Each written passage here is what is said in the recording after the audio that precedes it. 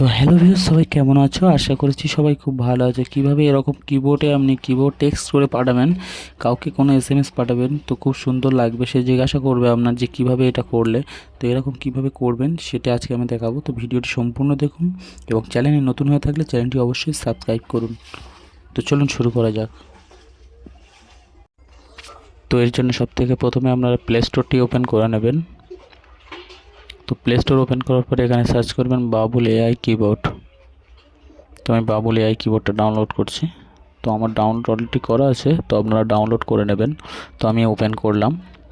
Open করার পরে just allow চাইলে অ্যালাও দিয়ে দেবেন। তো তারপরে অ্যাগ্রিতে ক্লিক করবেন।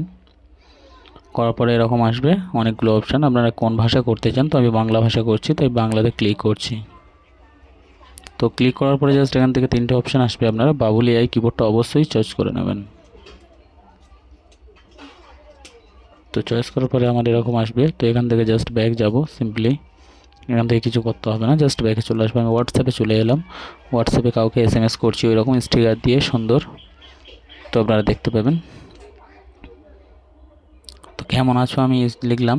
তো এখান থেকে আমার লিখলাম, সরি, জাস্ট এখানে ট্রেন্ডিং, এখানে স্টিকার, এখানে ক্লিক করতে হবে। তো করার পরে জাস্ট কেমন আছো এখান থেকে আমি লিখছি।